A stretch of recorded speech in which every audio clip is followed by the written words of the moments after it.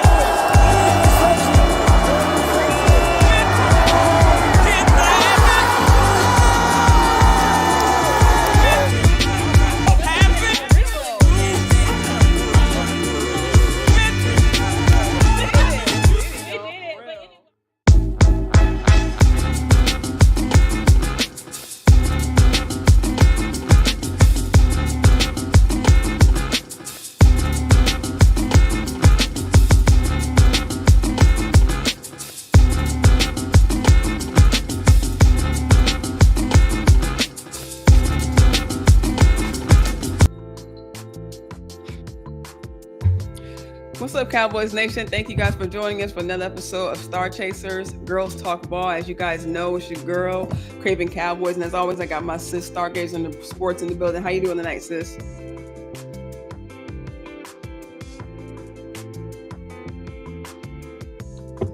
Sorry. Doing good, everybody. Glad to be here for another episode of StarChasers Girls Talk Ball. You know, it's always great when me and my girl Mickey can get together. But y'all know what to do when you come in. Please hit the like button. Please hit the share button. Please hit the subscribe button. If you haven't already done so, please hit that subscribe button. And also, please comment. Please comment below. Comment in the live chat. We like to interact with you guys during the live show. But if you're watching on the playback, please comment below. We like to respond to your comments. So really appreciate everybody who's in here now. We know that there'll be more people coming in. So. Yes, really appreciate you guys. I'm really trying to still need to share this on Twitter. But yeah, if you guys come in, like Star said, make sure you hit like, share, subscribe. We're really just going to jump right into the content. I mean, just kind of coming up. I know it's been a few days since Sunday night, but I'm still just kind of baffled that the game could really end in a tie. I really was just saying to Star that, I was really hoping for the game to keep going. I was actually ready for like another round of, the Cowboys getting the ball back and seeing what we can do to come back down the field. But so I'm still feeling like the game ended kind of suddenly. It's kind of just like, man, like, what happened to the rest of the game? So it's just for it to end like that. I feel like there were emotions all over this game. And when we just seen the sounds of the sidelines come out, we saw both sides. I feel like it was written all over Micah's face. I just feel like, not that he was playing for us, but I just feel like he just wanted to be with his guy. You saw at the end of the game, he was, hugging Diggs, dapping up Dak. Dak kind of gave him a little noogie, like you talk about Dak being his mentor. You see Dak kind of show it in just those few moments. In just those few moments, right. You kind of just see the relationship that right. Dak You and saw Michael exactly. Have really had each other. What's your thoughts on that, sis? Because I just love that it's open. Like people see like just how close they really are. Like even going to joke it with Diggs and Parsons, like, hey, y'all making out over there. Like you really see the closest of the brotherhood between these guys. Yeah, exactly. And I felt the same way. I don't think anybody I feel like you need to fire the clock. Whoever the clock manager is, you need to be fired. Because if that was any other team, y'all would have let the clock run out. Right. And they would have got the W. So stopping the clock magically at 1 second, like, come on, be for real. Now, granted, had we had an actual capable, he's on the thumbnail today. Our new slogan, the Cowboys content creators, our new slogan is "Hit the road, Jack." Because if Jack Sanborn could have just simply, turned around. But honestly, he shouldn't even have been in the damn position, because it's like, why would you? How many times you gonna have Jack Sanborn trying to cover Matthew Golden? Like that Man, type of shit is just stupid. But anyway, and they just literally targeted that. They targeted Matthew Golden sitting down in the zone in between the linebackers on that 4th and 7 play, and they did the exact same shit. Now, luckily, because Zach Sanborn's head was in the way, it wasn't a touchdown. But at the same time, we needed a pick or that ball to hang in the air a little bit longer, so it would have been clear the clock was 0. But anyway, yeah, I definitely.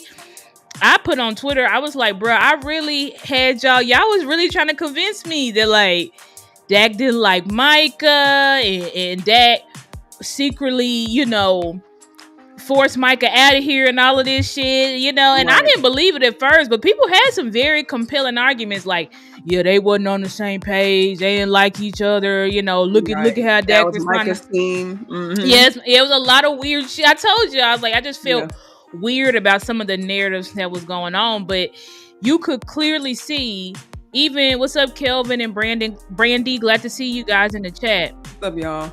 But he said I can't get into chat on Star's channel. Oh, why you can't get into the chat? Something go wrong with my YouTube? Hold on. Uh-oh. Yeah, definitely. That's good. Yeah, I see yours is live. Uh-oh. Sorry. Yeah, it looks like I'm loud. I don't know why you wouldn't be able to get into the chat, Kelvin. I can go and check and see if there's some issues. But anyway, yeah, you just clearly saw that. Yeah, even I see what he means. It's like yours is live, but there's no live chat going. Huh? That is weird as hell. Okay, let me see. Are your channels connected? Mm-hmm. Yeah, it should be. Yeah, they have to be connected. That's the only way it's streaming. Yeah, they are. Y'all give me a second. I'm going into the control room.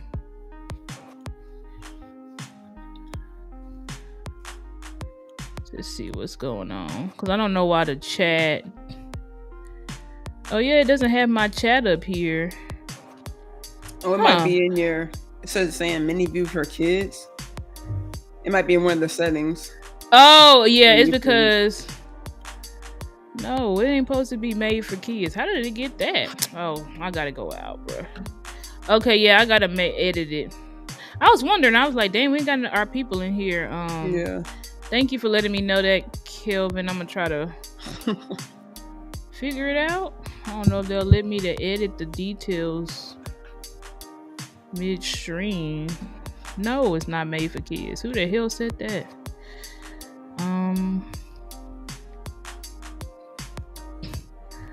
Okay, I think I fixed it.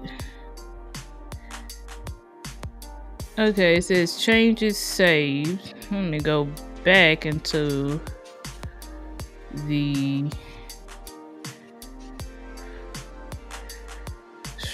photos. Live chat replay. Yeah, okay, let me see if y'all can see it now.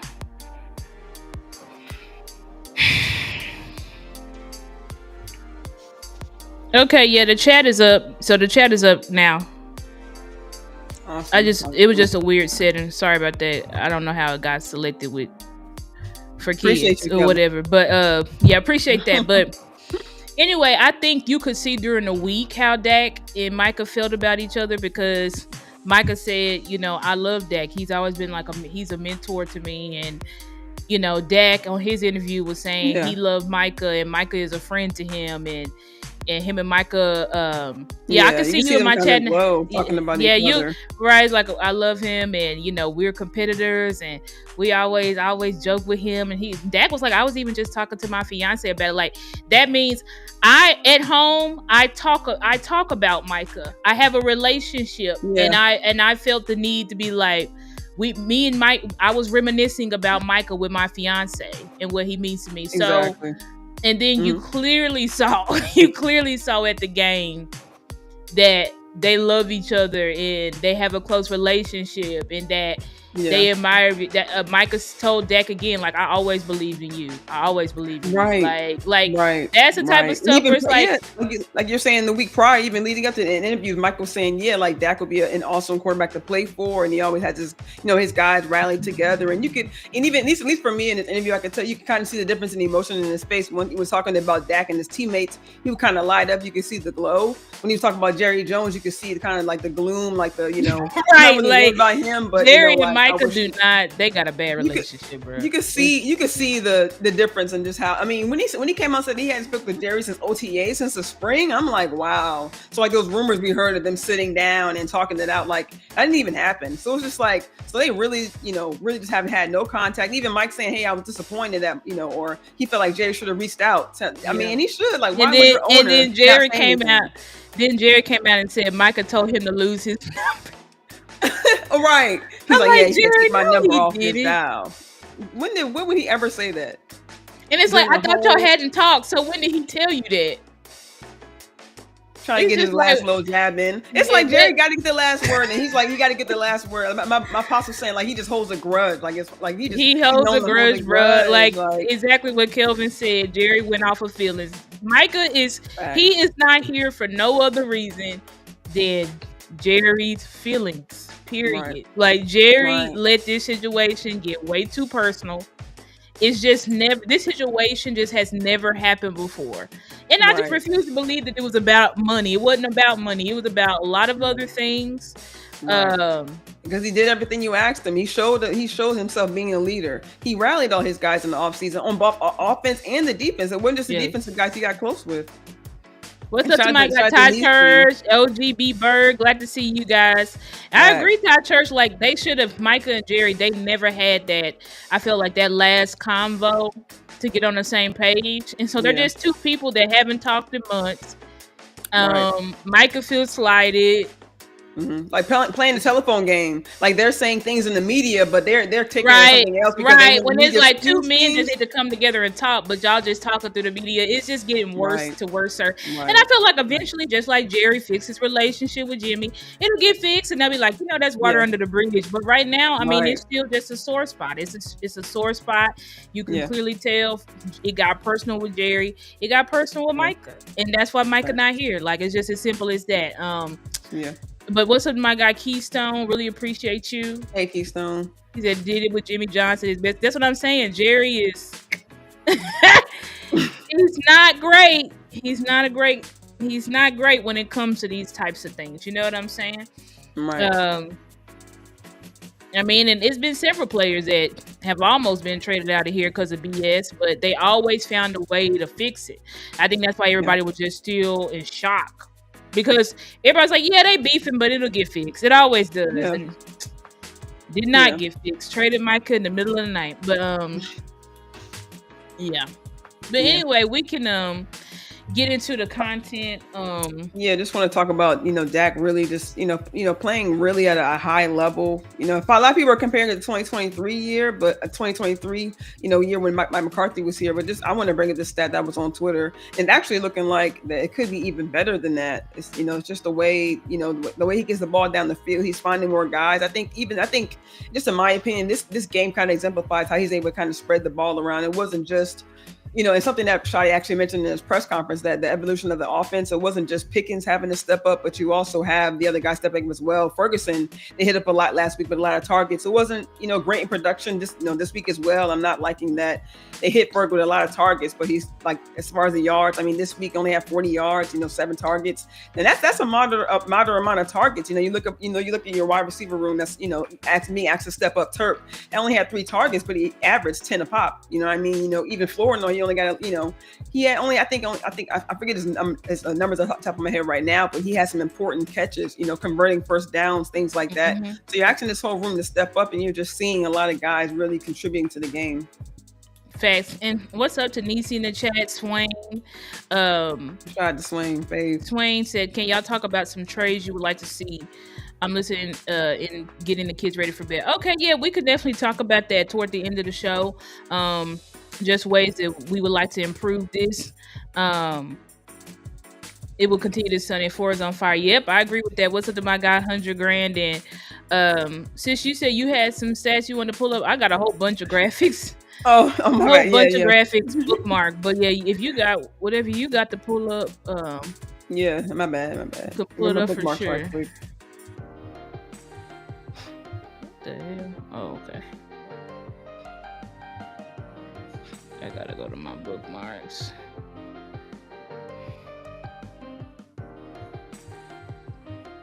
It's a lot of crazies. I got a lot of stats to show y'all. Oh yeah, this is a good one for sure. Yeah, Our guy Stephen yeah, White. What's yeah, up, my Stephen favorite. White? Glad to see you. How you doing? How's everybody doing in the chat? Let us know how y'all doing on this Wednesday evening. Yeah, so as we see, Dak, I mean, is leading this in the league. 83% as far as hitting his targets, and then you see, 3% as far as throwaway, 3% as far as sack, but then 3% as far as scramble. And as we know, Dak hasn't really been using his legs a lot this season. But I mean, what I do love, even last week in Shawty's press conference, he mentioned that they would continue, even after CeeDee getting hurt, they would continue. He mentioned, it was just a little note that he made, mentioned that continuing to call quarterback runs for Dak, and we saw that. And I don't know, we saw that in the game. That's crazy. Yeah, Shotty did say that, and then we saw it in the game. That's true. Exactly, more than once. And I don't know if someone said during the week one of the interviews that said, I don't know if Dak called it on his own, but for Dak to even take the initiative to run it, and it wasn't like it was like a clean walk. I know he did take the block behind Devontae Williams, but to see him take that chance, to see him run up in there, and also to do it again. I don't know if it was overtime in the fourth quarter. Micah did catch him, but for him to taking more of these chances, for him to kind of put, we already know he's taking the team on his back, but I just love, as far as the red zone, that's another thing too. Cowboys being more efficient in the red zone this season. I'm loving. We're way more efficient. Besides, we gotta give a knock to Shotty, because Shotty, this is 2 games in a row, buddy, where we're getting inside the red zone, and I feel like you're overthinking it, and you're not just running the ball with Javonte Williams. Exactly. Like, this is the second game in a row where you're like, why didn't you just run there? Like when Tolbert got that crazy ass catch. Oh my gosh, man. Like, that was a out of body. Tolbert is like, I'm gonna show up. We need to win this game. Like when Tolbert made that catch, I literally said in my head, run the ball 4 straight times. Yes. Why not? They can't stop it. They're not going to stop. Right. They're not going to stop the run 4 straight times. They're not. Right.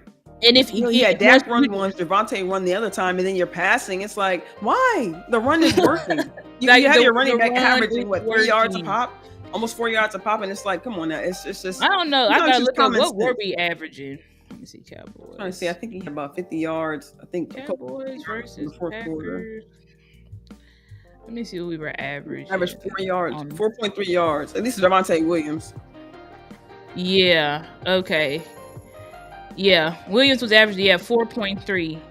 Had 20 carries for 85 yards. Long third. Miles Sanders was Miles Sanders. I mean, now he only ran twice, but he was still averaging 4 yards a carry. Like there was no reason to not run the ball in that situation. Correct. Like that was a moment where Dak put the cape on. Tolbert showed up, and out to leave that moment, that should have won the game. To leave that moment with 3 points was just super, super disappointing, because you knew that your defense was likely not going to be able to stop them. They hadn't stopped them the whole second half. Yeah. And when you look at like how we were attacked, what's up, Los Altos? Glad to see you. But when you look in detail of like how we were attacked, we had them locked up the first half. Besides, because the score was 13-16 going into the second half, and then shout out to Okoye. He did point out, he was like, y'all realize going into going into the second quarter, or no, the fourth quarter, because he was like, really, the defense had a bad quarter, because he was like, going into the the fourth quarter, what was the score? 20-23. Actually, and then they gave him a touchdown right at the beginning of the fourth quarter, which put it at 27-23. So it's like, defense, y'all just kind of fell apart. Like, because 20-23 ain't bad. And they had 20, we had 23. So we was up going into the fourth quarter. So it's like, all y'all needed to do is we only needed the defense. This is what's sad. This is why we are ranked the 32nd defense in the league, because all we had to do was get one stop and we win that game. Like, that's what's sad about it. Like, the way the offense was clicking, literally all we had to do was to get one stop. That was it. And we could not do it. And we're still the worst team on 3rd and 4th down. Like, we are the worst team in the NFL. And that's why we're the worst team. And that's why we still, even though... And also what didn't help, what didn't help is Green Bay is going into that game being second in the league on 3rd downs. So, I mean, the point of going into that game was to be able to stop them. I mean, for us to be able to stop their 1st and 2nd downs, I think I heard this week that it shows that the Cowboys have showed the ability to be able to stop the run. It's also like when they get in those 3rd and long situations, or even just getting now, it just seems like when they just get in 3rd down situations, period, they're finding ways. Teams are finding ways to get over on the Cowboys. And I think Shadi mentioned something in his press conference about them using quick cadences. I mean, I think we've seen not just the one instance where we had the 12 men on the field that wiped out an interception, which was also deflating. But I think Shadi mentioned the first 3rd down in the game, they did a quick cadence and was able to convert the 3rd and 9. I think on that play, he did say that. He said I think it was ready. I mean, Bland was able to get down the field on his guy, but he can't cover 2 guys at once. I'm saying, and of course it was 2 guys in one area at once. But I think, Reddy losing his guy on that is just, sometimes when you see even those mistakes, when you see guys make those tiny mistakes, they can lead to big plays. And even when you do your job on 1st and 2nd down, it doesn't. You really have nothing to show for when the guys can convert, when they can get when they can stay on the field through continuous 3rd and even 4th downs. I mean, they were successful on I think 1 or 2 attempts. I'm not sure. I think 1 attempt on 4th down they were successful. But when you can't get the guys off the field, number one, it tires out the defense, so it allows the offense to gain more yardage. But also, you're not giving the offense a way to stay in the game. Exactly. And I think it's crucial that you gotta get off the field on 3rd down. Like you said, if you don't, it's completely exhausting your defense.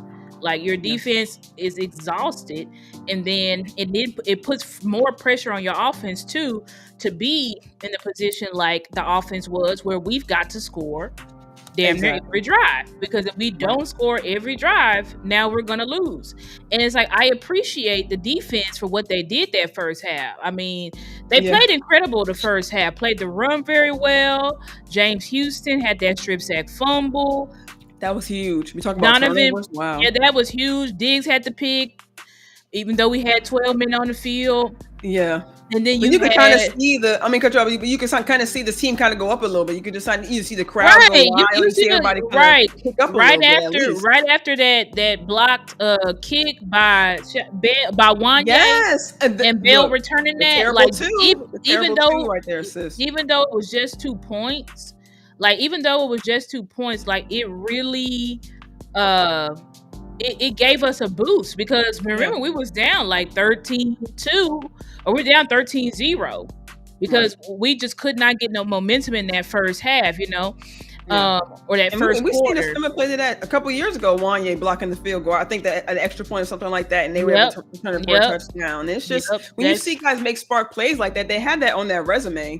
Why not? This is the reason why you get those guys with opportunities. And I hate that has to come through injury, but I mean, I am glad to see that Wanya is, being able to show his spark on the defense, able to kind of show what he has it to, at least able to offer on the, on the field. I'm just happy to see that. And it's typically the Cowboys way. Like, the right person only can get on the field with injury, and I hate that. I don't know why.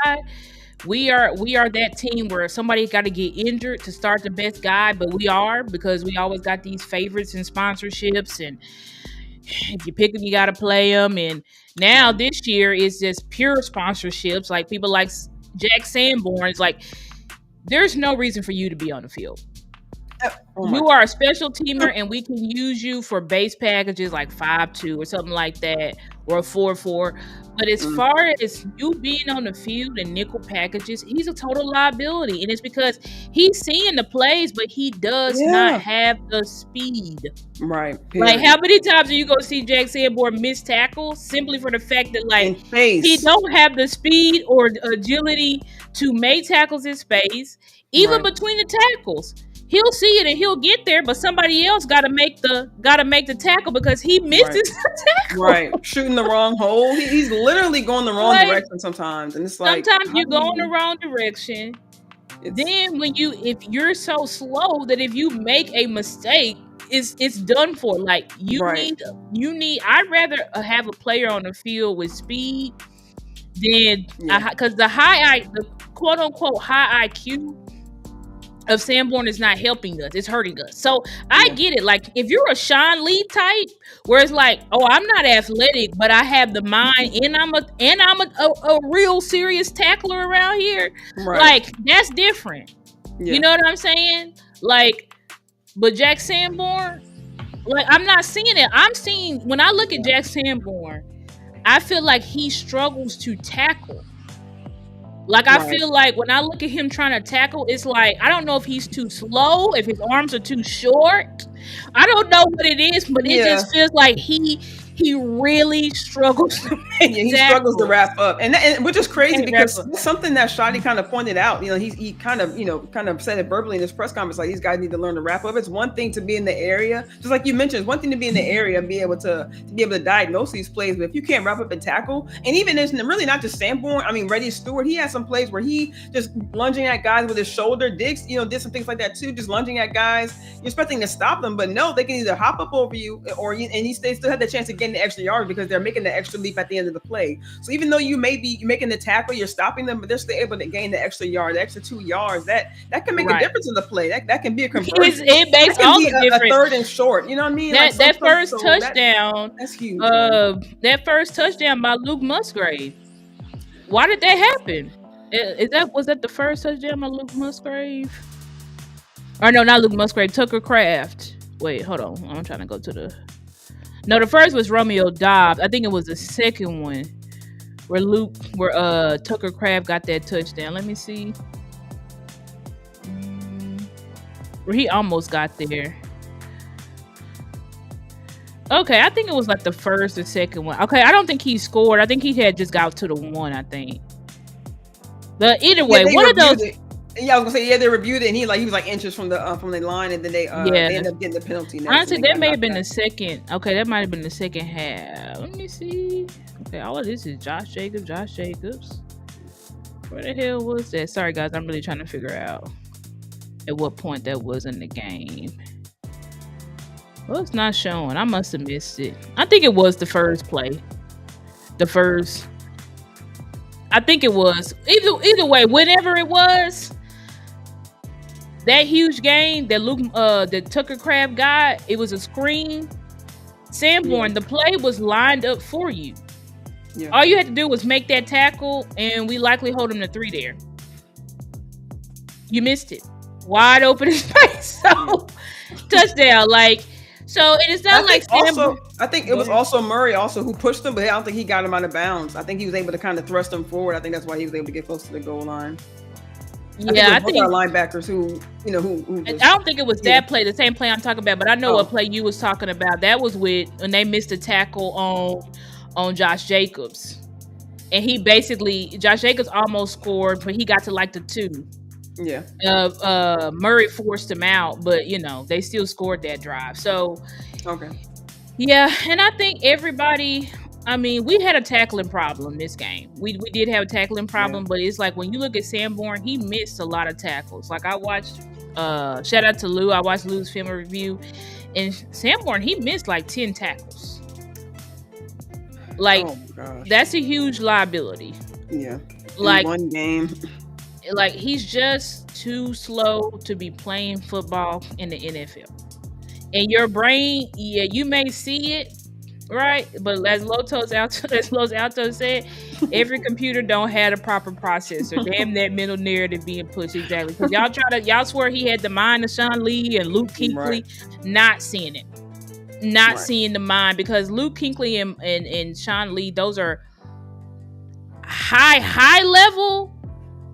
Like they know what you're doing before you even get it out of your mouth. Like that's a different type of processing. Yeah, and again. Real sure tacklers. I don't see that in Sanborn. I don't care how fast you process something. I don't care if you see it. If you don't make the play, what does that mean for me? Like I need you to be able to make the play. Now sometimes you can force the play to be made, but at the same time, you need to also be making the plays yourself, because sometimes the play is just lined up for you. Right. So it can't always be somebody else who's doing your job. And Los Altos, if you want to put that comment on the screen, but he just is talking about the moments in the game, which I feel like is really good. Not that one, he said the block field goal. Oh, got you. Yeah, these were great moments in the game. The block field goal by one, yay. Strip sack by Houston. Hit punt by Leofeld. That was crazy. Yeah. And I really thought that Golden was going to go off this game, but he ain't do shit. I don't think so. I don't think... If I look at the box score, I'm pretty sure Golden did not do anything. And I was pretty positive. But that's because, believe it or not, guys, it's going to sound crazy as hell. I know we still gave up 40 touchdowns. We still gave up 40 points. But, Matthew Golden, he had 58 yards. Yeah, he didn't do much. Yeah. But they were winning. They did not beat us besides that miscommunication. In the first half with Bland, where it was like two people on Bland. Other than that, we didn't get beat by big deep plays. We didn't get beat by big plays. We had the big plays covered. They try to do flea flicker on us. Right. Exactly, sis. Yeah. We got attacked because we got screened to death. We could not stop the screen to save our lives. We got screened to death. We got quick out to death. Like that. Mm-hmm. That's how they were scoring. They were not scoring by deep passes. They were trying to all game. That strip sack fumbles because they was trying to go deep. You know what I'm saying? And we got them. And then they stopped doing the quick outs because Bland and Diggs was sitting on that. Like, are you gonna keep throwing those? You're gonna get you're gonna get a pick. So they stopped throwing those. They literally tied the game by just throwing quick screens and then getting inching all the way to the goal line and then quick slant. And Love breaking out every now and then, kind of getting those kind of right. Love, he had a couple big runs. Yeah. But nothing, nothing crazy. And even I think Jake was able to kind of get more going in the second half. I feel like he was able to average more yards in the second half because there were a couple big runs in the second half, but I think in the first half, like you mentioned, we kept them bottled up. Down. Yeah. Yeah, because how much did Jacobs have? He had 22 carries for 86 yards, averaging 3.9. Yeah, we pretty much limited him. His longest was 19. And those scores was all pretty much inside the red zone or the goal line. So, and the same thing for Dobbs. Like Dobbs' 2 touchdowns was inside the 5. People get mad at exactly.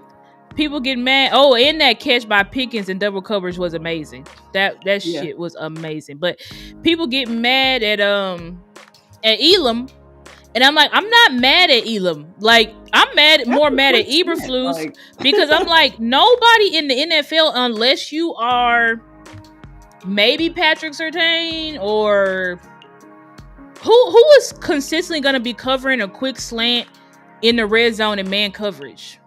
Please let me know. Y'all let me know who's going to be consistently covering that. It's not going to happen. Bland got scored on just by a simple fade route. Like, if you're going to run a slant or a simple fade route versus man, it's highly successful. That's why you run slants and you run fade routes in the red zone. Because it beats man coverage. So I don't know what y'all wanted Elam to do. It would have been better to just go cover 2 in those situations so that Elam had inside help. But you didn't give him no inside help. So it's like y'all expected Elam to just be the best cover man corner on the planet and just shut Dobbs down. Not to mention Dobbs is like 6'2", 6'3". Has a way longer wingspan. Like, come on, y'all. Like, some of the stuff, I'm like, y'all gotta just stop looking at, oh, it's a score here, and look at, okay, why is it? Why did they score there? Because that could have happened to Bland, that could have happened to Diggs too. And y'all not gonna say they suck. Especially maybe because there's a hate train for Diggs. But for Bland, when Bland gave up that touchdown, y'all didn't care. When Bland gave up that deep route, y'all didn't care. Like, come on now. It's like, y'all got to chill out on some of this stuff. Like, Elam is not perfect. And the thing is, go ahead. No, they're gonna say you can actually see the effort coming from Diggs. You can see him having a little bit, at least for them, at least in my opinion, you can see him having more effort on the field to make more tackles, stepping up, coming downhill to make these hits. I mean, that's at least in my opinion something that he wouldn't do in years prior. Yeah. Wait, hold on. Can you repeat that? What you say? I was saying that at least in my opinion, I feel like I see Diggs making more of an effort. I'm kind of feel like I'm adding to your point about understanding why Diggs is kind of getting more hate this year, because I feel like he's he's stepping up more. I mean, playing more, going through injury. Right. You know what I'm saying? Playing through these times, because I feel like he shouldn't be receiving the hate. Like you mentioned, Bland has some big plays made on him. I mean, I know he's coming back from injury, but how can people still be coming down on Diggs when Bland is the one exactly plays and we're not gonna see. And what's up to Vach? What's up to Vach in the chat? Appreciate you jumping in with us, Vach. Y'all know the baby go Vach. He don't need no introduction. Thank you so much, Vach, for being in the our chat and supporting us. We really appreciate you.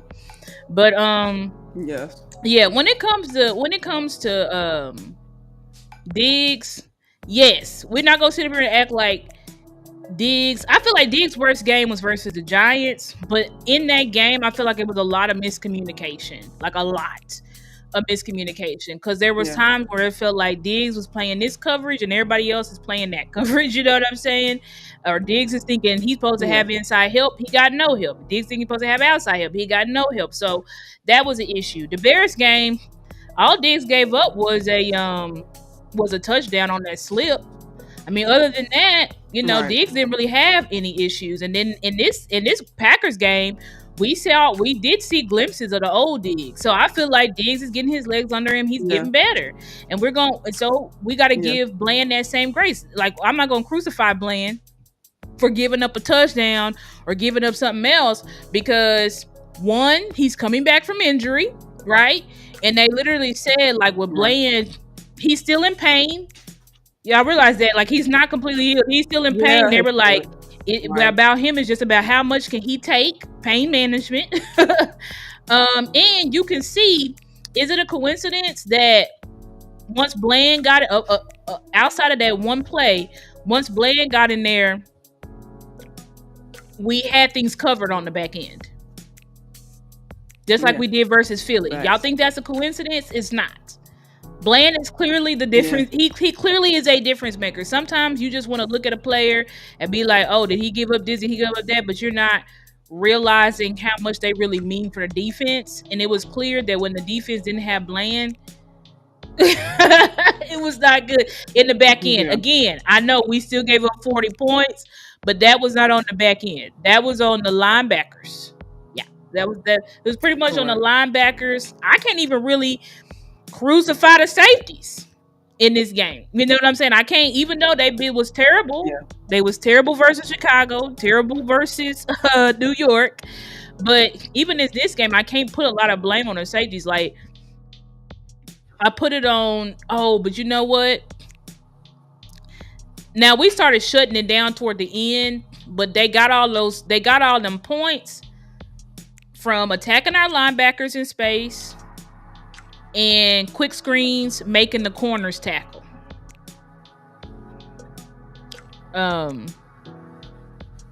So but I just didn't see that. I gotta go back and look, because I didn't see that many missed tackles from the corners, but they were clearly attacking them. They were attacking them, and that's how they was able to kind of move the ball on the edges, because that's all they was doing the whole game. That's how they got pretty much second half. That's pretty much how they was scoring. So, but anyway, but yeah, shout out to Coach Marv as well, because he did say that he felt that Diggs and Elam was making business decisions. Now I can hear you. I couldn't hear you at all. I thought you just wasn't talking. Okay. I wasn't wondering. It was freezing up. Okay, good. Yeah, I can hear you now. But I was gonna say, shout out to my girl Angie. Glad to see you, Angie. But yeah, shout out to Angie. What was I saying? But I definitely agree with you on that. Yeah, go ahead. Oh, go ahead. No, because I wasn't hearing what you were saying, because I wasn't sure if my mic was going on, because I didn't hear what you said about Coach Marv. Go ahead. Yeah, no, I was just saying with Coach Marv, he said that because he went to the game live, and he was saying that he was seeing Bland and Diggs make business decisions. Like, they didn't want to come up and tackle. And I'm like, you know what? That probably was true. That first, like in the third quarter and stuff like that. But they bowed up. We do have to give credit where it's due. Yeah. They did bow up versus those quick screens and stuff at the end of the game. And then once Green Bay figured out that wasn't gonna work, who they start targeting? Sanborn and Murray. Once Murray got hurt, you could tell he was struggling to plant on his foot because y'all know Murray tweaked his ankle in the game, and so after that, that's what they started targeting because they was trying to target. Los Altos said he was there too. Okay, that's why he said people was looking at it like he's crazy because he's going off on Eberflus, but yeah, they started bowing up with those outside screens and quick screens and shit. So the only way they could, he deserved it. But so the only way that we could, only way that they could start moving the ball was trying to run it with Jacobs or attacking Sanborn and hurt Murray. What did you say? Uh-oh. Your connection's kind of breaking up again. Can you hear me?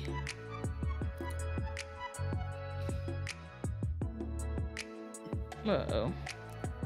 Yeah, guess I'm like, I was gonna say, let's go out and come back in. But yeah, guys, I did wanna, I'm not gonna be able to do it till she come back. But Ty, what's up, Ty? Glad to see y'all. Glad to see everybody in here. James Simmons.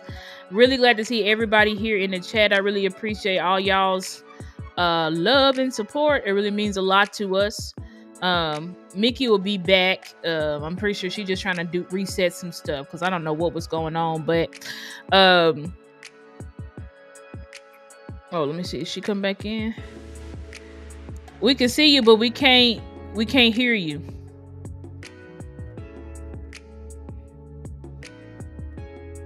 I can't hear you. I can see you, can't hear you. She said that pic of CeeDee looks deranged. Oh my God. That's the picture of CeeDee when. Okay, now we can hear you. That's the picture of CeeDee when he was mad versus the Ravens. I just thought it looked cool. He looked angry. Like he's on. Yep, I can hear you. Sis? It's like loading, but okay. Yeah, I can hear you. Okay, good. But anyway, we talking about them attacking the second level? Yeah, they were attacking the second level for sure. They just started attacking. They pretty much started attacking Sanborn. They started attacking the middle of the field, Sanborn and Murray, because Murray got hurt and they realized he couldn't change direction and none of that stuff. So they started attacking him. I mean, that 4th and 7 play right at Sanborn and Murray. the last throw right at Sanborn, like because they couldn't do nothing in the back end. We finally started stopping those screens, so there was nothing else they really had. It was just attack the slowest person on the field, Sanborn. Even so, I did want to show this other stuff. Did you say you had some graphics? Oh yeah, I had some graphics to show for that, because just that last. Yeah. Yeah, but yeah, why you bring that up? Just the last one I wanted to bring up on the graphics I had before about Dak. Well, they said his bad throw it's actually down to single digits this year, and just kind of comparing it to 2023. I think the play calling is definitely play calling. We talked about 2023 about Dak having to throw it inside the window, but I think with Dak being able to find guys down the field and some of those short passes and some of those short area things, of course, turf around, Turf being able to get some passes around the line of scrimmage, or even the toe tap that he had, just him being able to find different guys. And even, I can't stand those check down plays, but even be able to find Jake in those instances, and he's able to convert some of those plays as well. It's just kind of really just showing some of the versatility that, just when you kind of, insert the play calling is kind of like a wild card, you just kind of get more opportunities for not just Dak to make more completions, but also for the guys to be able to step up and also complete those plays as well. Absolutely. And I think, shoot, I lost my train of thought. I was going to literally comment on what you just said. Can you repeat what you just said? Oh, about his bad throw. No, because his bad throw percentage. about Dak, his bad throw. Okay. Yeah, right. Yeah. Yeah, that So I just feel like I think it speaks more to his accuracy. the scheme. That's what I was going. We saw it's over. Yeah, about Brian Schottenheimer's play calling. The play calling, yeah, you could just tell. Like, this is the first time in years that I've been 100% confident. Outside of Shoddy not running the ball inside the 5, I don't know why he's doing that, but this is the first time in a long time, probably since forever, that I felt in the whole Dak Prescott tenure. Well, I guess his rookie year. I mean, the scheme wasn't great, but we were still dominant because we had a run game. But I'm saying, like, passing and running, this is the first time in Dak's career. Like, it sounds crazy, but this is the first time in Dak's career that he's had a competent schemer and play caller for today's NFL. Yeah. Because with Mike McCarthy, that was not today's NFL. That was how he won a Super Bowl in 2010. What's his name? Kellen Moore. That was not today's NFL. He had some cool passing plays, but then you absolutely did not believe in any run game at all. And clearly the best teams have the best running backs. So you had a person who didn't believe in the running game. And then when you go to Linehan, yeah, we had a running game, but it wasn't like it was creative. We were just dominant as fuck. You had rookie Zeke and a great offensive line. So we literally could just push people off the ball. But you saw how that shit got limited once we played a team like the Rams in the playoffs. You saw how that shit got shut down real fast. Well, why did it get shut down? Because you don't have a scheme. Your whole scheme is like, let's just push off the ball and try to bully these guys off the ball. But what happens when you have strength on strength? What happens? So that's why you need a scheme. So this is the first time, like, I feel like we have a competent scheme, a competent play caller who believes in the run and the pass, and it's making life easier. And Dak gets to be who he is. He gets to go back under center. He gets to do play action, which he's the best in the league at. He gets to get a little bit back to running the ball, especially just inside the 5. Like, he can't run the ball inside the damn 5. Like, what the fuck does that got to do with athleticism or agility? Like, that's just simple. Run 5 yards and get into the end zone. So there's a lot of things that I feel like you feel like Shoddy is getting Dak back to Dak. And that's probably why you see confidence. And that's probably why his bad throw percentage, as you showed earlier, is way lower. It's in the single digits compared to in years past. It's never really been in the single digits ever. So shout out to that stat. But I wanted to show this because just to show this type of stuff, and then we can get into kind of end the show with like reason why I feel like we do need to get aggressive. Oh, we also got to do the Jets preview. Yeah. Okay, but anyway, this was Bob Sturman. He said 14 times in Cowboys history they have had a game with 400 yards of offense, 40.0 giveaways. Please guess which QB started these 14 and how many? Dak Prescott, 8. This 8 times Dak Prescott has had 400 yards of offense, 40 points, 0 giveaways. 8 times. The next closest is Don Meredith with 2. Tony Romo 1, Danny White 1, Troy Aikman 1, Roger Staubach 1. So, and then you go into then I need to get out of there. Just to show how great Dak is playing. This is another thing. Dak was 12 of 14 for 162 yards and a TD under pressure. I want to panic about the Packers defense, but most QBs are not going to handle pressure as well as Dak did Sunday. He was incredible. I mean, and you could see it on the All-22, bro. And Micah was always almost there. But Dak was faster. Dak was faster. Like, Michael was literally multiple times. He was giving Terrence Steele and Guyton a hard time, but Dak was faster. You know what I'm saying? Like, Dak was processing faster. The Pickens, like, Dak was right there. Yeah, Michael was right there. That Prescott, that pass to Pickens in double coverage, Michael was right there.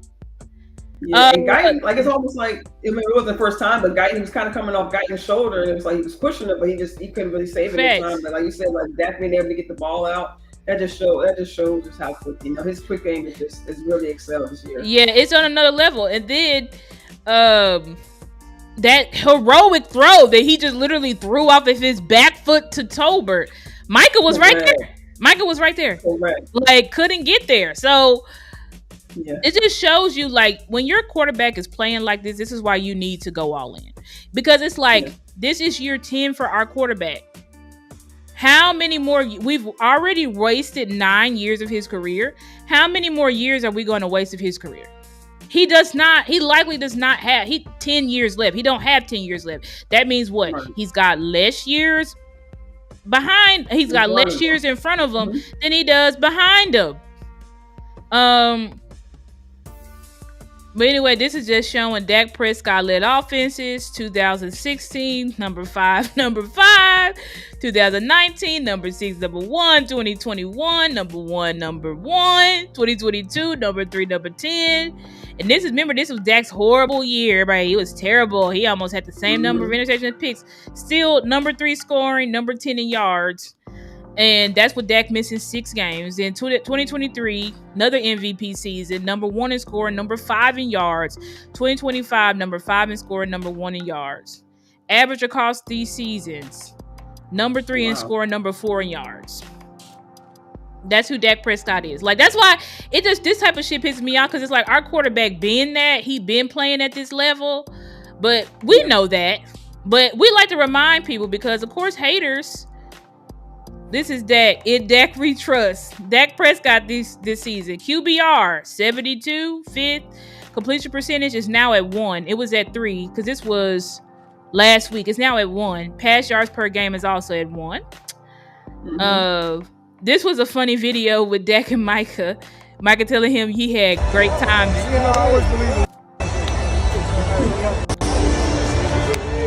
No, I'm talking about precision timing. Like, that shit was quick. You know, I always believe in you, boys. I see you soon. 100%. Love you, brother. He said, see you soon. He said, I see you soon. He said, 100%. I love you, brother. Right. They actually have a friendship. And y'all had me out here really believing, like, Dak don't fuck with Micah. He don't like Micah. Right. Like, I'm like, if Dak didn't like Micah, why would he have called up his homegirl, Jory Epstein, and did a whole article about how he supported Micah and how Micah was doing the right thing with holding out and stuff? Like, come on, man. Right. This is Dak's chart. Per NFL Pro, Cowboys Dak Prescott generated. This is, he played amazing, but this is just his 4th most EPA. Like, this type of shit is crazy. This is his 4th most, this is slight work for Dak. That's what they say. This wasn't even the best he ever did. But yet, he looked incredible. You know what I'm saying? Like, and this is what he did. No CeeDee Lamb. No Tyler Booker. Against the second best scoring defense in the NFL. 31 of 40 passes, 319 yards, 4 total touchdowns, 124.9 rating. Like, you just can't get better than any of this. But we can show y'all stuff all day. I'm not going to show y'all this other graphic because it's PFF and I'm not effing with them no more. But even in expected, EPA, Dak's number 1. And in adjusted EPA, he's number 1. Adjusted EPA means they consider drops and pressure, all the other type of stuff. Like, when your quarterback, when your quarterback is playing like this, and he's 32, you should be going all in. You should be every year should be, I'm trying to win a Super Bowl this year. Not, let's wait and see what we can get with the draft picks. So let's wait. We're tired. I think 9 years is enough of waiting. I think we waited long enough.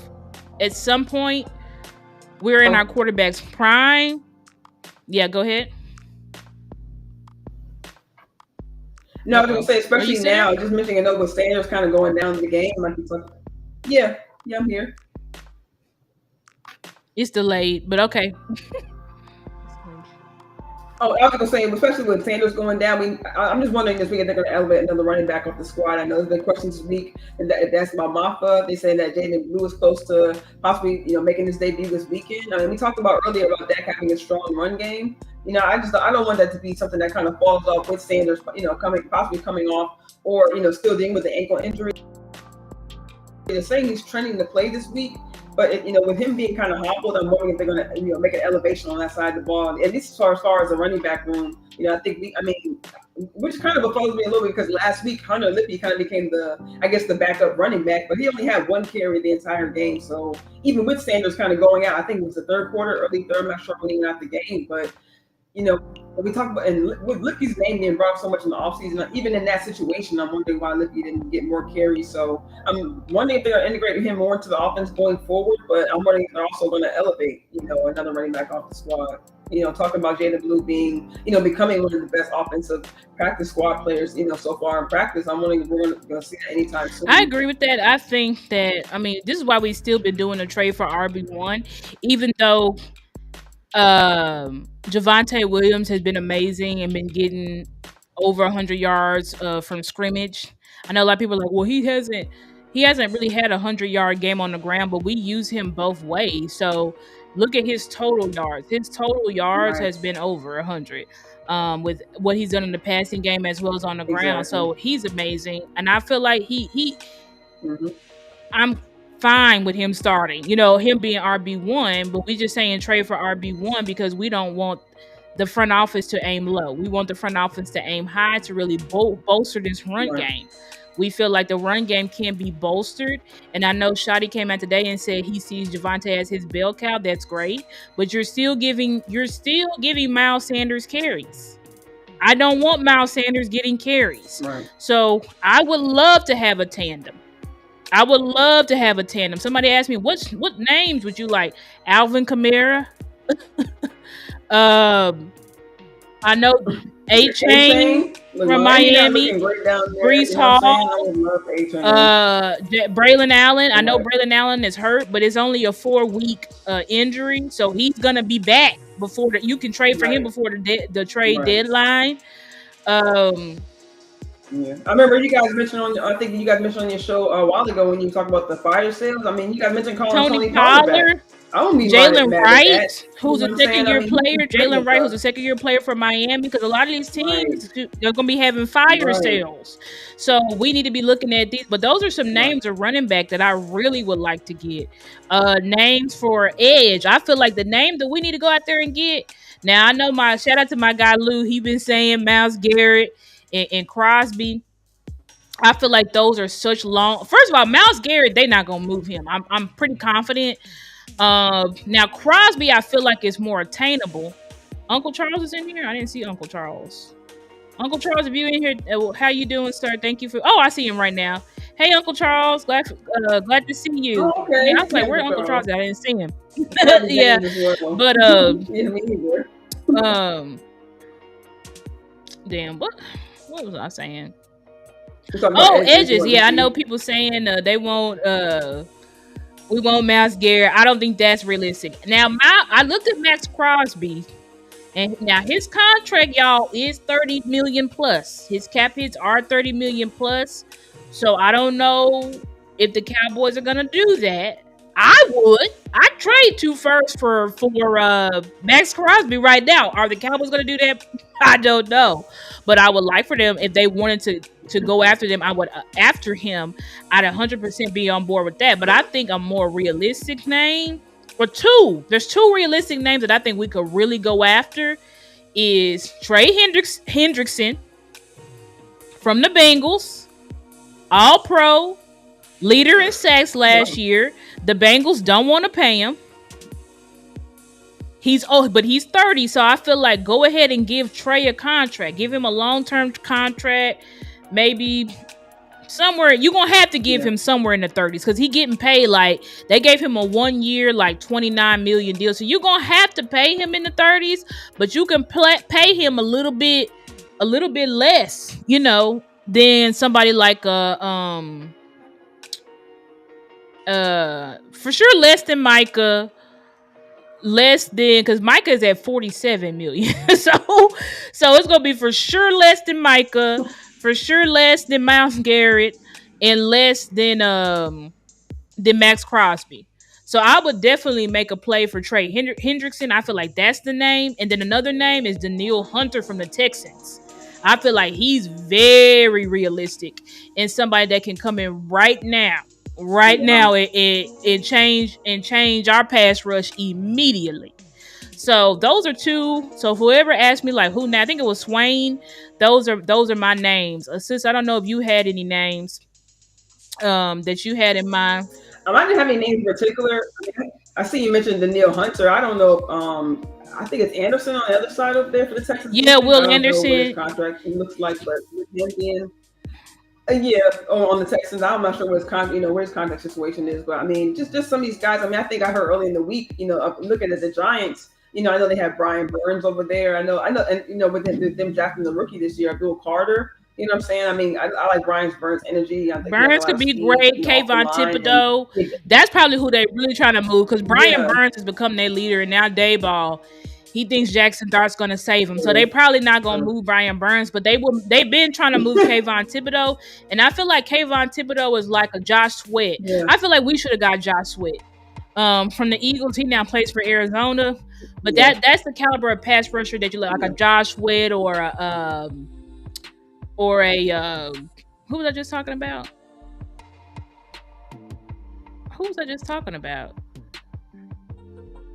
Burns. Kayvon Thibodeau. Kayvon Thibodeau.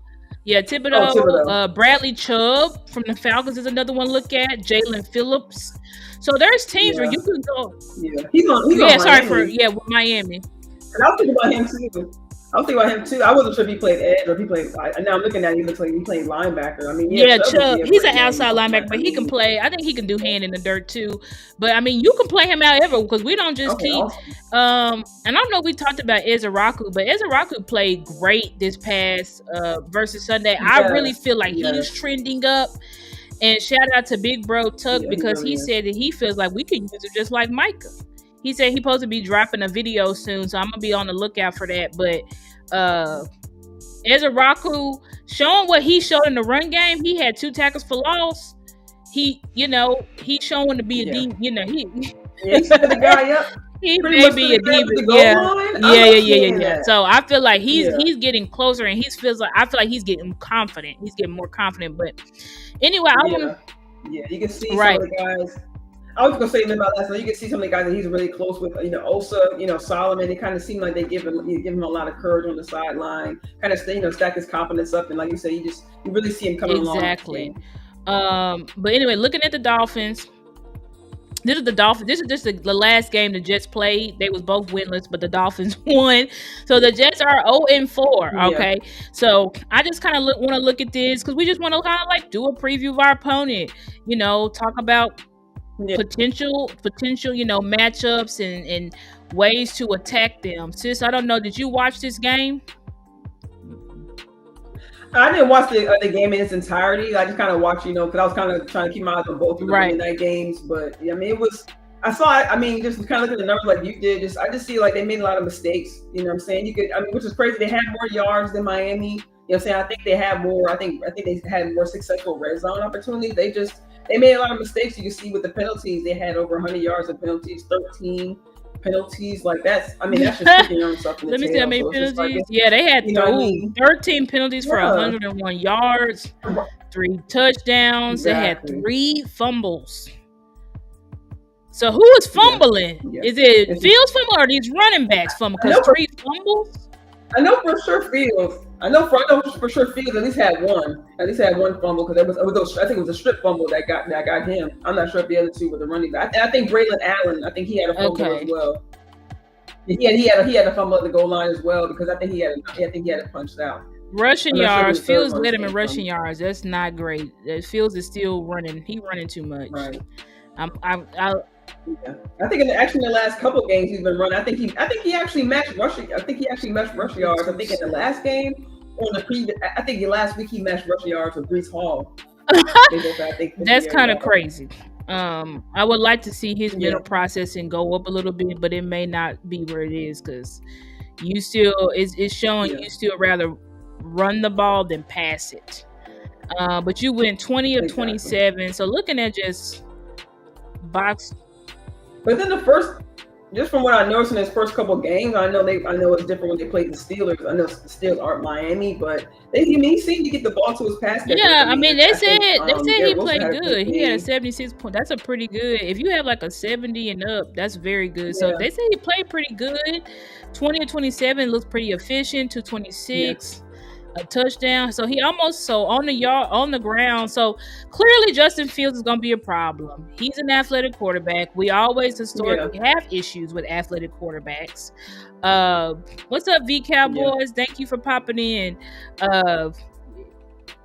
We always struggle with athletic quarterbacks. So clearly y'all saw, Justin Fields. I mean, not Justin Fields, Caleb Williams, which Caleb Williams didn't kill us too bad, but he was still a scrambling quarterback that at times we allowed him to get out the back door. You can clearly see Jalen Hurts is like that, and you can clearly see Justin Fields is another one. So this is going to be a game where you're going to have to watch out for his legs and put a spy, somebody like Sam Williams. Who else would I have? Maris. Maris. You're going to have somebody out there spying Justin, because he used his legs a lot. Yeah, because Maris has IQ, and I think you can see him shooting the gap. There are times he's a little bit aggressive and kind of overshoots. I think that's not his only issue, but it's just like I think if he could just be spot on with those tackles, he could definitely be a great spot for us. At least until Overshawn gets back. We know Overshawn is capable of, but Maris is I think an excellent replacement, at least for this time being, because he makes the right decisions. He's just a little bit too aggressive sometimes. That's exactly right. That's exactly right. Because at first I got mad. I was like, Maris, now we've been pushing for you and you doing bonehead stuff, but I think really on that play, I really don't think Maris saw. Either he didn't see that the ball was on the ground when he had that 15-yard penalty for unnecessary roughness.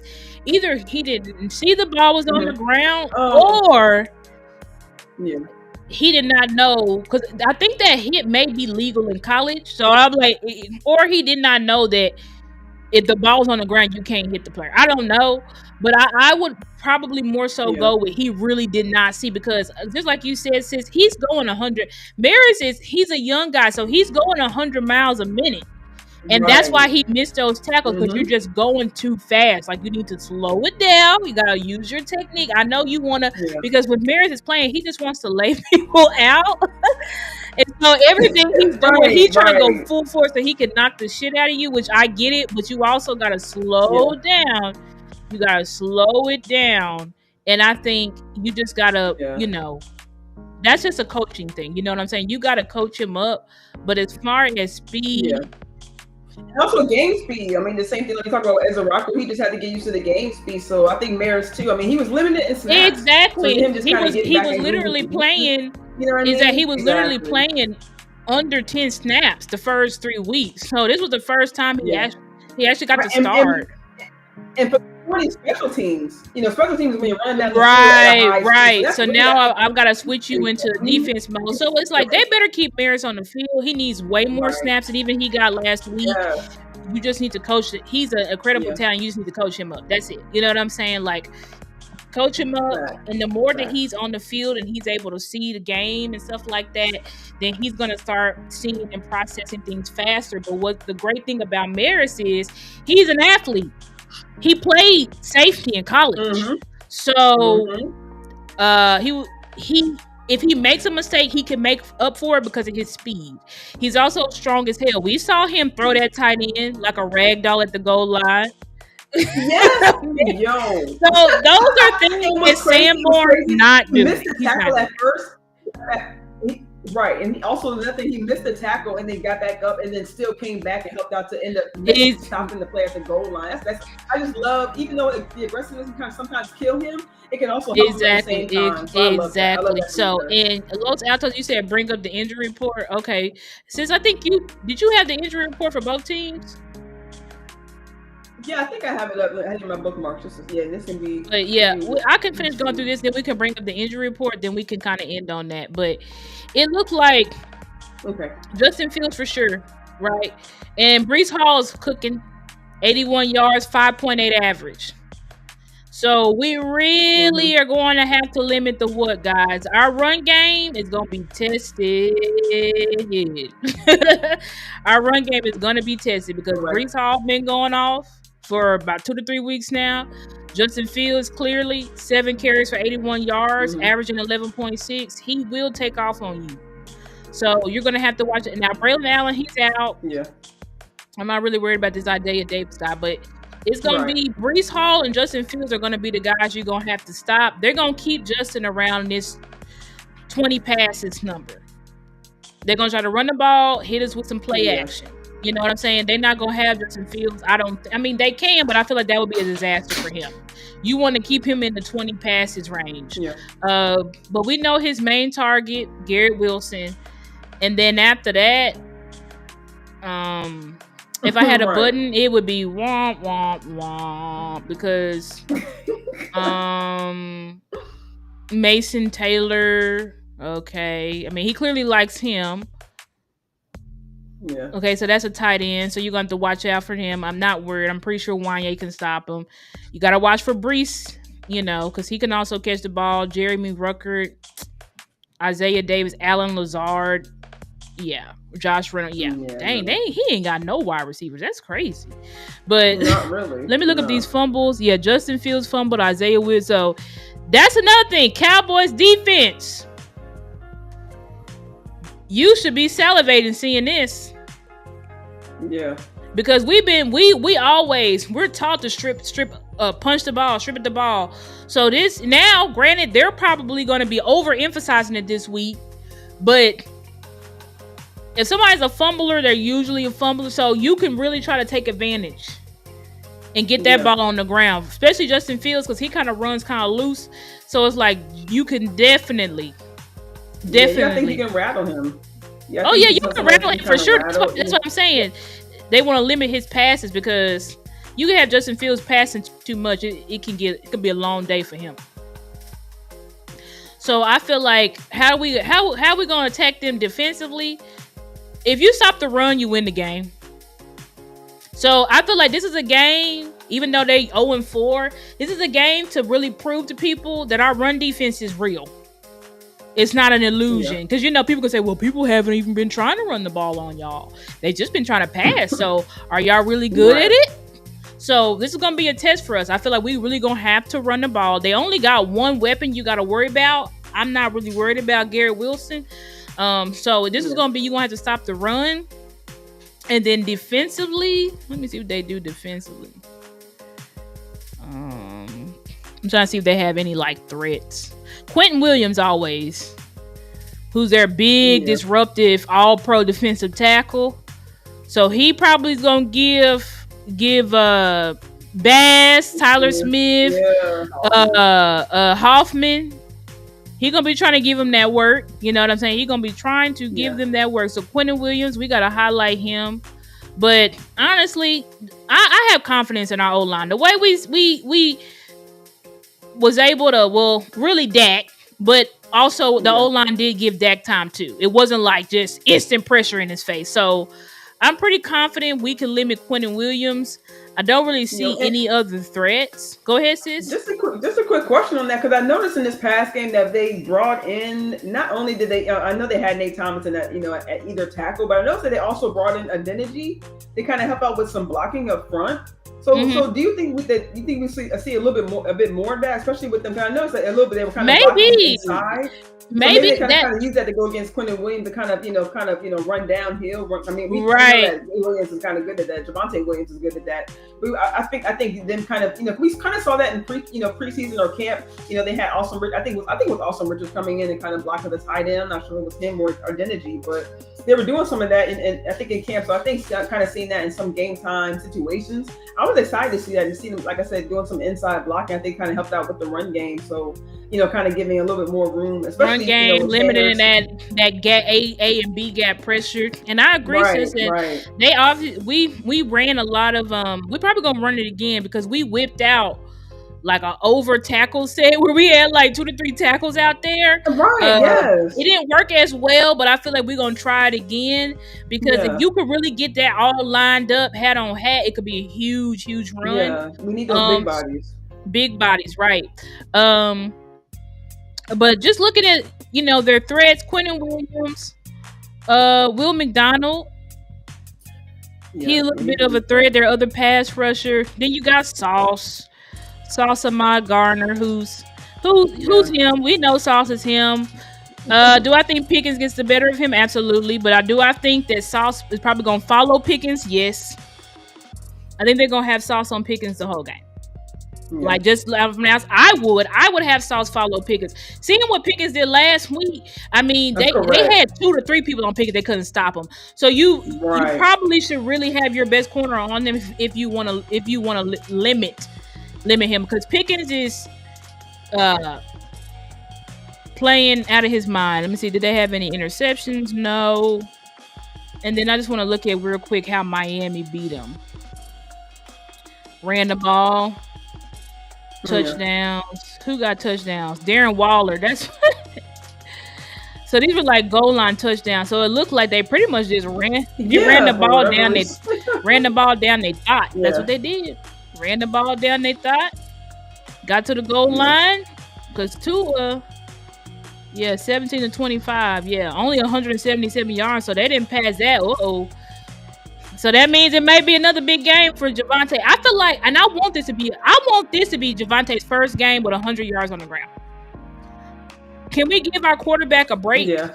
Because he got close. I know we want Dak to play MVP but I feel like Dak needs a break, a game where I'm just handing the ball off, limited hits.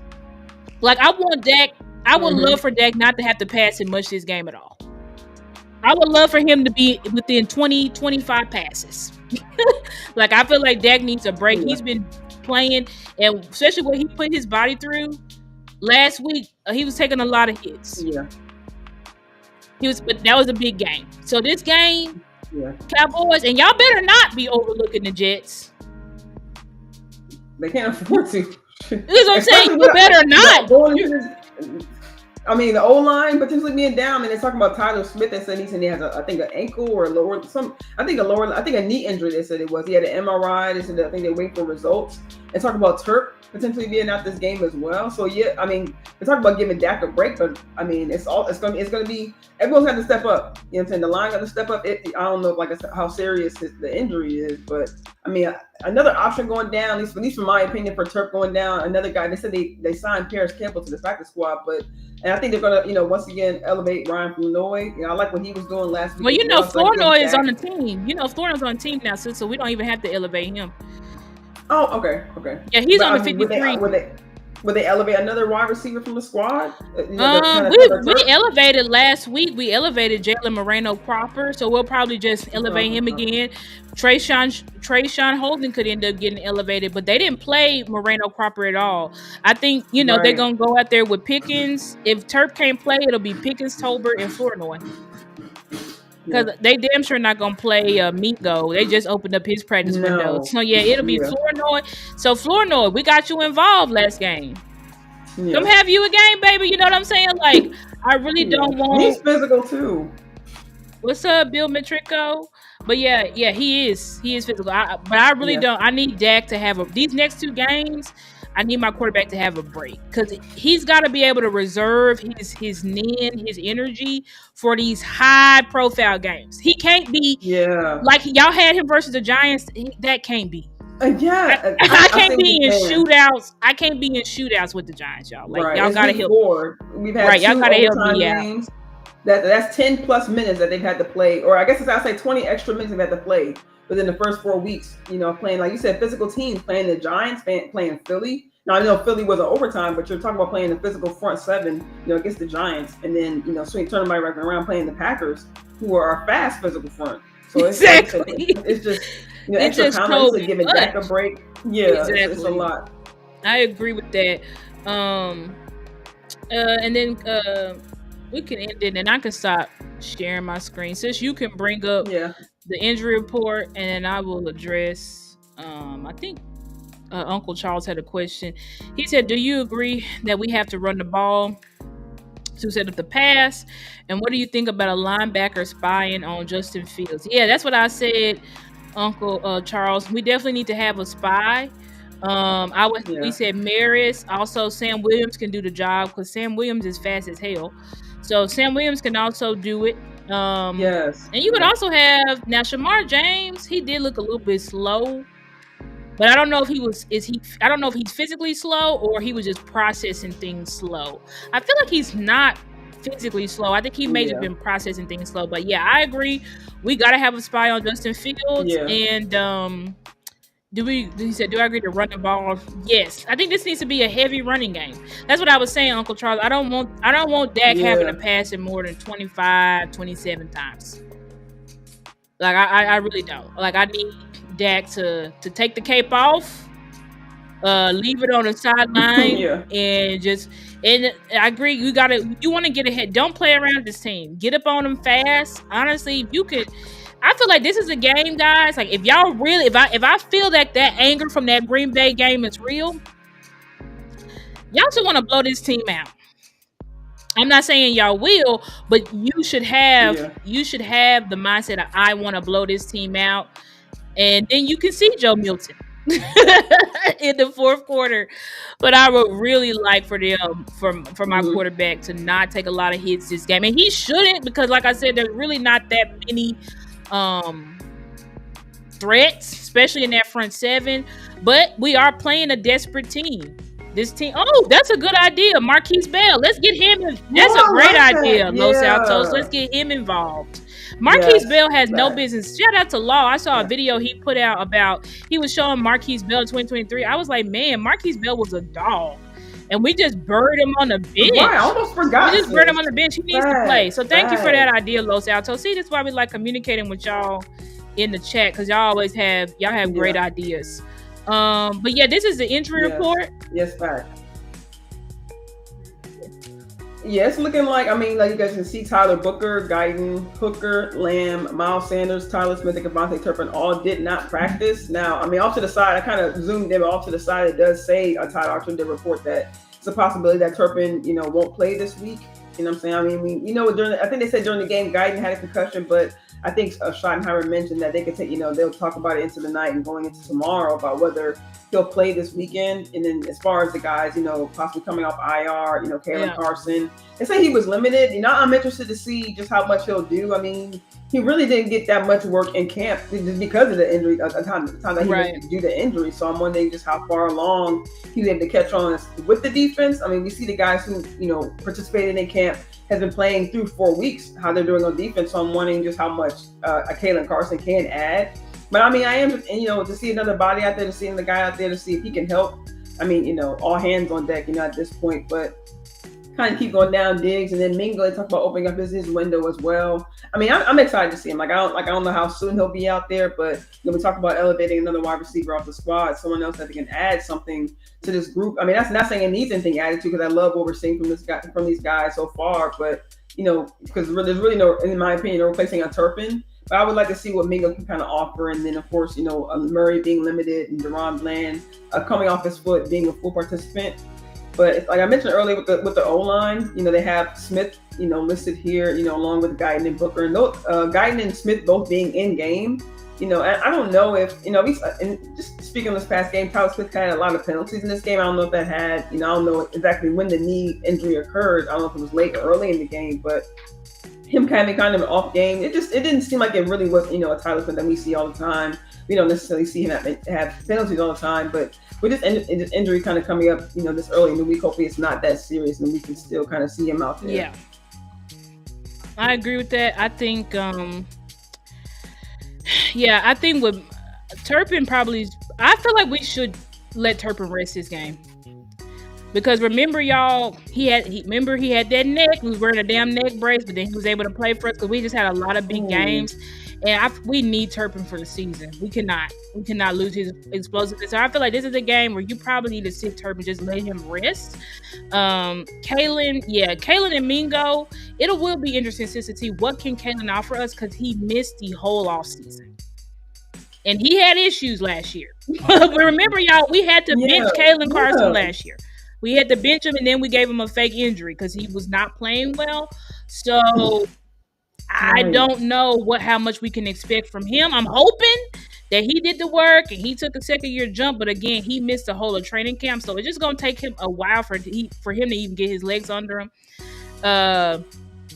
Mingo as well. He didn't miss the whole training camp, but he did miss some time, so he's gonna have to get back acclimated.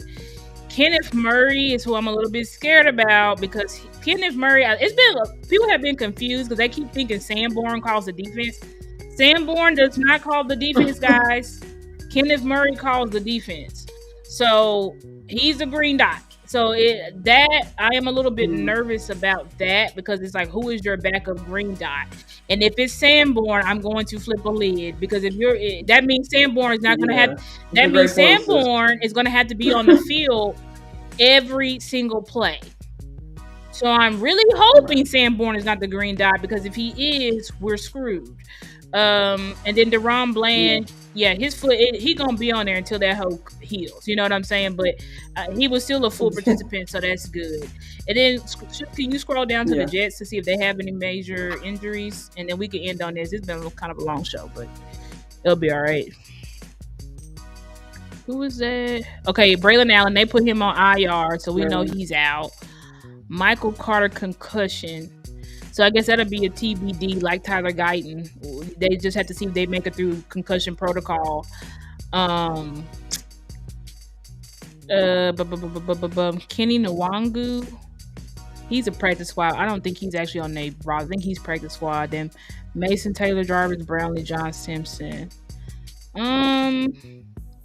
Jarvis Brownlee, that's their new corner. Okay. And then John Simpson, O-line. Okay. Mason Taylor, ankle. Okay, yeah, I mean, that doesn't seem like any significant. Oh, well, maybe Jermaine Johnson. But, I mean, they have Will McDonald. I don't know.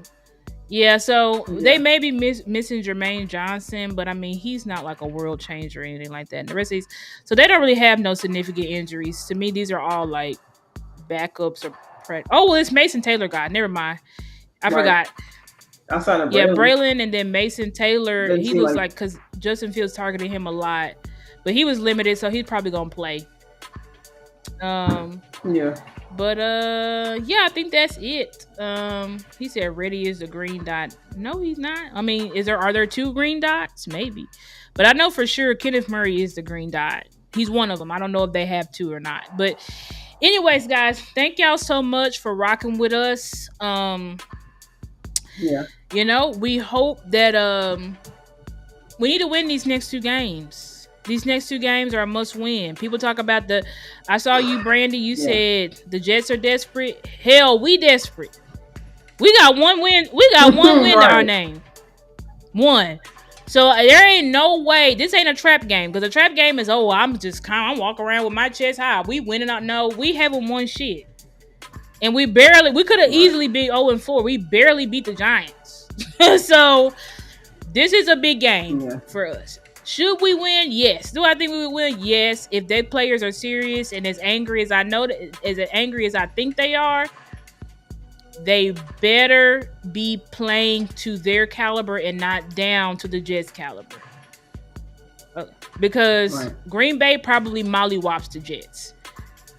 They didn't mollywop you. So you got to get it together. We got to keep that communication on the back end.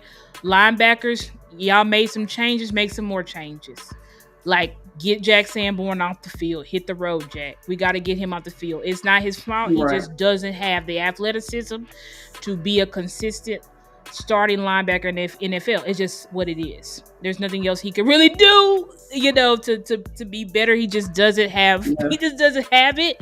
It just is what it is. I would like to see Maris needs way more snaps. I continue to play Shamar James. Let him get comfortable. Shamar James is only 20 years old. Correct. Like let him. He's gonna have to grow. So continue to give him snaps. And honestly, like, you could use Clark's athleticism at least. Now, what Clark did versus the Bears game, I see why they benched him.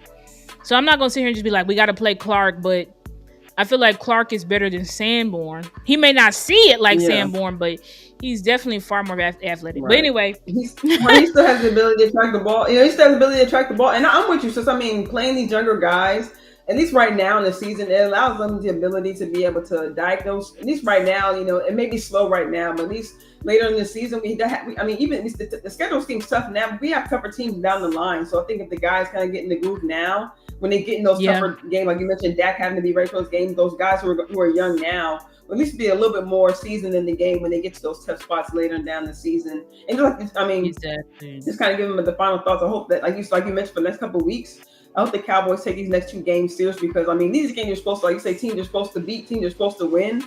I hope that these guys take advantage of these, these 2 quote unquote 2 lesser teams that they're playing up against, the Jets, the Panthers, teams like that. But hope that they, not just the young guys take advantage, but also the veterans as well, use these two games as opportunities to be able to, kind of brush up on your strengths, but also to fix your weaknesses as well. So that way, this is a game to really try to put it together. Like, we need to try to put it together this game. Put it together. Yes, and what I mentioned earlier is like with the offense, I think if you kind of get the guys more involved now when CeeDee does make his return, which is great. Like, Schottenheimer mentioned not putting the boot on him. The same thing with Booker. When he does return, the chemistry there, it's not going to be much fall off. CeeDee kind of getting the groove back with Dak. But when you're able to get that chemistry going with CeeDee, and then Pickens can produce 100+ yards. The other guys can step up. Turk can step up. Ferg can step up. Flournoy can step up. That means when this offense can really be firing, mid-season, they can really be in mid-season form. When CeeDee is making his return. So I hope that this next game, I'll just to speak on the Jets game. I hope this next game goes well. That these guys take advantage of the opportunities that they are presented with. So that way, as the season does go on, these guys can kind of mesh better, and hopefully that the chemistry does show, and especially defensive wise, these guys hopefully can just kind of catch on. And we heard that Diggs asked to play more man, so hopefully consider.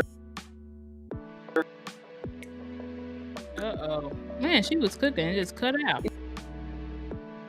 I think he's a strong voice in that room.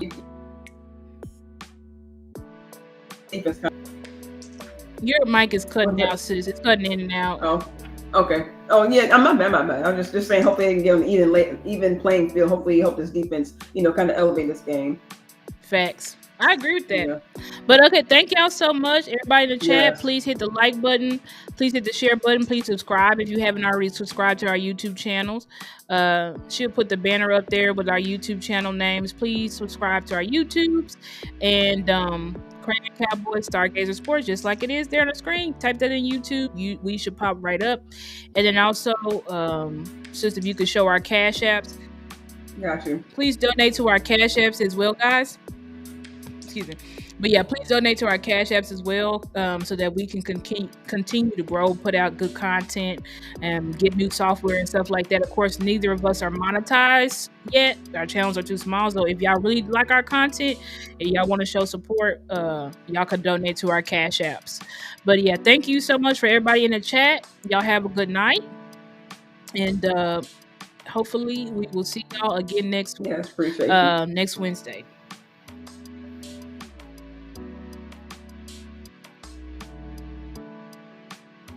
For your time. Appreciate you. Peace. Thank y'all.